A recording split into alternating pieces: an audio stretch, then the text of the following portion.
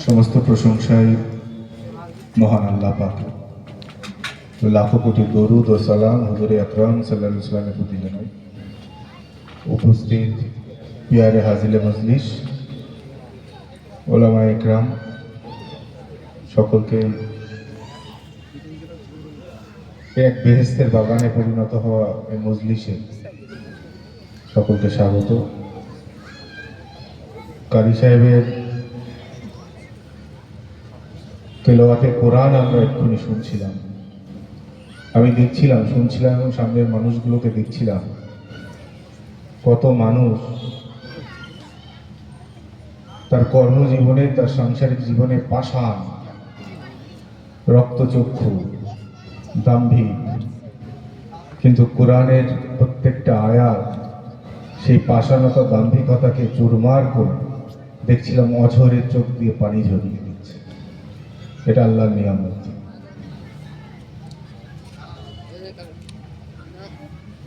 আমরা আজকে একটা নতুন দিশা দেখিয়ে দিল। বিশেষ করে এখানে বুলবুল ভাই আছে, আমার সতীর্থ মিন্টু ভাই আছে এবং কর্মকর্তারা একটা দিশা দেখিয়ে দিল। লক্ষ লক্ষ টাকা বিভিন্ন কাজে আমরা ব্যবহার করি, খরচ করে থাকি, কিন্তু এরকম একটা কোরআনের মাহফিল করে মানুষকে জাগ্রত করে দিনের দাওয়াত, দিনের প্রচার, দিনের আওয়াজ আমরা কিন্তু দিতে পারি, তার একটা আজকে দিশা আমরা এই গভীলা মাঠ থেকে পেলাম। এবং আমি নিজে ব্যক্তিগতভাবে কদিন ধরেই, আমাদের জালাল ভাই এখানে আছে, আমার অত্যন্ত প্রিয় মানুষ, হাফেজ সাহেব, বলছিলাম যে একটা আমরা সুন্দর করে একেবারে অল ইন্ডিয়া মাফিক একটা কোরআনের মাহফিল আমরা করব।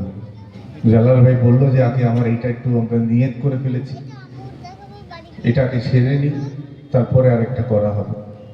আপনারা দোয়া করেন, ইনশাল্লাহ আমরা ঈদ মিলন উৎসবকে সামনে রেখে একেবারে সমগ্র কাউকে পাড়ার 5টা-6টা যা গ্রাম আছে সবাইকে সঙ্গে করে নিয়ে একটা সুন্দর কোরআনের মাহফিল একটা করার আমাদের নিয়ত আছে।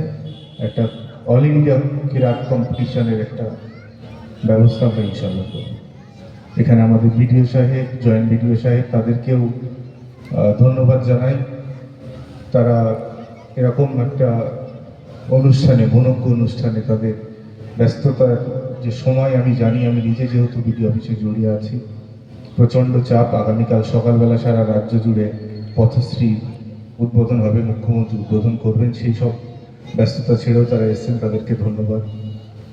সমস্ত কর্মকর্তাকে ধন্যবাদ। আমার ভাই শাফিন এখানে আছে, আমার মিশনেরই ছাত্র, রহমত আলম থেকেই পড়াশোনা করেও আজকে আলহামদুলিল্লাহ একটা বড় ডাক্তার, মানুষের সুস্থতার কাজ করছে। আল্লাহ ওকে আরো বেশি বেশি করে কাজ দিক, কামিয়াব করুন। সকলে দোয়া করবেন ওর জন্য।